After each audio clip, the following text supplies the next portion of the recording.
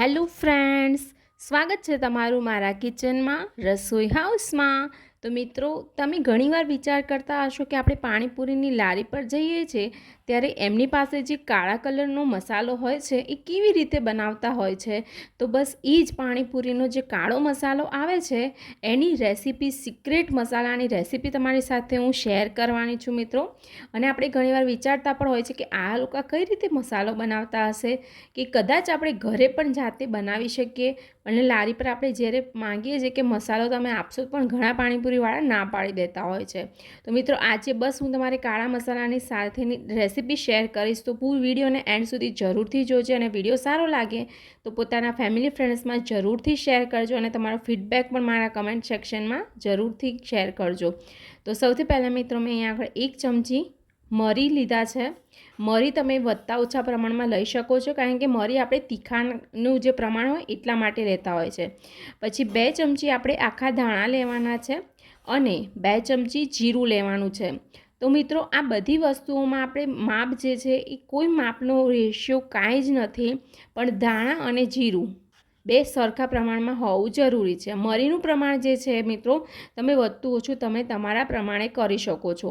તો આ જે ધાણા જીરું જે છે આખું લીધેલું છે મેં મિત્રો, અને જીરું પણ છે એ પણ કાચું જ લીધેલું છે। અને આ બધી જ વસ્તુઓને આપણે સૌથી પહેલાં તો આપણે શેકી લેવાનું છે। તો મિત્રો, આ પ્રોસેસ જે છે એ ખૂબ જ ઇમ્પોર્ટન્ટ છે। તો મેં અહીં આગળ મિત્રો લોળી લીધી છે, આપણે જે રોટલી શેકીએ છીએ અને રોટલી ભાખરી બનાવતા હોઈએ છીએ। તમે નોર્મલ કઢાઈ પણ ઉપયોગ પણ કરી શકો છો, કઢાઈમાં પણ તમે શેકી શકો છો। તો જો આ બધા જ મસાલાને હું અત્યારે એક સાથે શેકી રહી છું, પણ તમારે એક સાથે ના શેકવા હોય અને અલગ અલગ શેકવા હોય તો પણ ચાલે છે। પણ એક સાથે શેકવાનું કારણ એ છે કે મિત્રો, કે ફટોફટ પ્રોસેસ જે છે એ પૂરી થઈ જાય છે અને એ અલગ અલગ શેકવાનું કોઈને પણ ગમે પણ નહીં। તો આ પ્રોસેસ જે છે મેં મિત્રો બધાને ધ્યાનમાં રાખીને જ કર્યું છે કે એક સાથે આપણે શેકી લેવાનું છે। જો જે મરી છે મિત્રો, મેં થોડા 1 ચમચી જેટલા લીધા છે। તમને તીખું ના ફાવતું હોય તો મરીનું પ્રમાણ તમે ઘટાડી પણ શકો છો। હવે મિત્રો, આ એક ઘણા લોકોને આ ખબર પણ હશે કે મસાલો કઈ રીતે બને છે, પણ આનું કારણ એ છે કે જ્યારે આપણે આ મસાલા, જે બધા ખડા મસાલા, ધાણા છે, જીરું, મરી, આ 3 વસ્તુને શેકીએ છીએ એ પ્રોપરલી શેકાશે તો જ મસાલાનો ટેસ્ટ જે છે એ પાણીપુરીના જે લારીમાં મળે છે એવો ટેસ્ટ આવશે। તો તમે જોઈ શકો છો મિત્રો, જેમ જેમ એ શેકાશે ને એમ એનો અવાજ આવતો રહેશે અને એની અંદરથી વરાળ નીકળશે। જો આ તમે જોઈ શકો છો વિડીયોમાં, ખબર નહીં ક્લિયરલી દેખાતું હશે કે નહીં, પણ એકદમ તમે જ્યારે શેકશો ને ત્યારે એકદમ ધુમાડો ઉડવા માંડશે। બસ એ રીતનું એકદમ તવો ગરમ થાય ત્યાં સુધી આપણે પહેલાં ગેસની ફ્લેમ જે છે એ થોડી ધીરી રાખવાની છે અને પછી જે છે એ ગેસ આપણે થોડો મીડિયમ કરવાનો છે। એકદમ હાઈ પણ નથી રાખવાનો, મીડિયમ ગેસ રાખીને જ આપણે બધી આ જે કળા મસાલા છે એને શેકવાના છે। અને તમે ધ્યાનથી જ જોશો મિત્રો કે એકદમ તડતડ અવાજ પણ આવતો હશે એમાંથી। તો બસ એ રીતનો અવાજ આવે અને એકદમ કાળા કાળા આપણા મસાલો જે કાળો થઈ જાય ત્યાં સુધી આપણે શેકવાનું છે।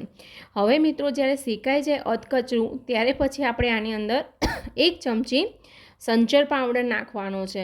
તો આ જે પ્રોસેસ કહું છું મિત્રો, એ જ પ્રોસેસથી તમે મસાલો બનાવશો તો જ બહાર જેવો બનશે। હવે અહીંયા આગળ મેં 1 ચમચી મીઠું લીધું છે, જે છે સિંધવ મીઠુંનો મેં ઉપયોગ કર્યો છે। તમે નોર્મલ મીઠાનો જે ઉપયોગ પણ કરી શકો છો, પણ હું અહીંયા સિંધવ મીઠું જ ખાઉં છું અમે ઘરમાં પણ, તો મેં સિંધવ મીઠું નાખ્યું છે। તો સંચર પાવડર અને મીઠું બંનેનું પ્રમાણ આપણે એક સરખું રાખવાનું છે। તો તમે જોઈ શકો છો મિત્રો કે સંચર પાવડર આપણે નાખીએ છીએ ત્યારે કેવું આમ ટેક્સચર એનું કેવું થઈ જાય છે। જુઓ, બધા ખડા મસાલા સાથે જે સંચર છે એ ચોંટી જાય છે એક આપસની અંદર। અને જ્યાં સુધી મિત્રો વરાળ, હવે એકદમ વરાળ ના નીકળવા માંડે ને એકદમ કાળા જેવું કાળાશ પડતું ના થઈ જાય ત્યાં સુધી આપણે મસાલાને આપણે બરોબર રીતે શેકવાનો છે। ગેસની ફ્લેમ મિત્રો એક ધ્યાન રાખવાનું છે, ઘણા એકદમ ફાસ્ટ મતલબ જલ્દી શેકાઈ જાય એની માટે શું કરશે કે ગેસ ફાસ્ટ કરી દેશે, પણ એવું બિલકુલ પણ નથી કરવાનું મિત્રો। ધીમા ગેસે જ આને શેકાવા દેવાનો છે, તો જ એ પ્રોપરલી અંદર જે આ ધાણા આખા નાખ્યા છે એ અંદરથી શેકાશે। તો સંચર પણ આની સાથે જ શેકવાનું છે। ઘણા લોકો એવું કરતા હોય છે કે અલગથી એને ડાયરેક્ટ જ્યારે આપણે ક્રશ કરીએ ત્યારે નાખતા હોય છે, પણ એ નથી કરવાનું। સંચર અને મીઠું જ્યારે શેકશો મિત્રો તો એનો ટેસ્ટ અલગ જ આવશે। અને તો મિત્રો જોઈ શકો છો કે એકદમ સરસ રીતે આપણો જે મસાલો જે છે ખડા મસાલો એ શેકાઈ રહ્યો છે અને સતત કન્ટિન્યુઅસ આપણે હલાવતા રહેવાનું છે. તો મિત્રો રેસીપી કેવી લાગે છે તમને એ મને કમેન્ટ કરીને જરૂરથી કહેજો. તમે બધા ક્યાંથી જુઓ છો એ પણ મને કમેન્ટમાં કરીને જોજો. મને 1-2 જગ્યા તો ખબર છે કે એક સુરેન્દ્રનગરથી એક જુએ છે, અમદાવાદથી જુએ છે, પણ ઘણા અમુક લોકો લખતા નથી કે ક્યાંથી જુએ છે. તો મને પણ ખબર પડે કે મારા સબસ્ક્રાઈબર કોણ છે અને ક્યાંથી મારો વિડીયો દેખાઈ રહ્યો છે. તો જો એકદમ મિત્રો વરાળ નીકળે, ધુમાડો નીકળે છે ને, બસ આ રીતનું આપણે ગરમ કરવાનું છે મિત્રો. એકદમ બાળી નથી દેવાનું, પણ થોડુંક બાળીએ એવું જ કરવાનું છે, કારણ કે મસાલો આપણે કાળો બનાવવાનો છે. તો બસ આ રીતે જે મસાલો થોડો કાળા જેવો થઈ જાય એટલે પછી આપણે પ્લેટમાં કાઢી લેવાનો છે. જો આ રીતે મેં એને એક ડીશની અંદર આ બધા જ મસાલાને કાઢી લીધા છે અને આ મસાલાને આપણે થોડુંક 5થી 10 મિનિટ સુધી પંખા નીચે અથવા તો એમને ઠંડુ પડવા દઈશું. અને ઠંડુ થઈ ગયા પછી આપણે મિક્સરની જારમાં આ મસાલાને ક્રશ કરી લેવાનો છે. તો આ જ એક પ્રોપર મેથડ છે મિત્રો કે જે પાણીપુરીનો સિક્રેટ મસાલો જે છે એ કઈ રીતે બનાવે છે. તો આ બસ કોઈ મોટી વાત હોતી નથી, આ જ પ્રોસેસ હોય છે. જો મેં મિક્સરની જારની અંદર મસાલાને લઈ લીધો છે, હવે આને હું અહીંયા આગળ બંધ કરીને આપણે મસાલાને શેકી લઈશું. સોરી મિત્રો કે ક્રશ કરી લઈશું. હવે આપણે જે મસાલો છે એકદમ દરદરો રાખવાનો છે, એકદમ આપણે એકદમ પીસી નથી નાખવાનો. થોડો કરકરો રાખશો તો ટેસ્ટ મિત્રો એક્ઝેક્ટ બહાર લારીવાળાના જેમ મળે છે ને, બ્લેક મસાલો, કાળો મસાલો, બસ એ જ પાણીપુરીનો મસાલો છે એ બનીને તૈયાર થઈ જશે. જો હું તમને હાથમાં લઈને બતાવું તો આ રીતે થોડો કરકરો એવો આપણો મસાલો હોવો જરૂરી છે. એકદમ આપણે ક્રશ નથી કરવાનો.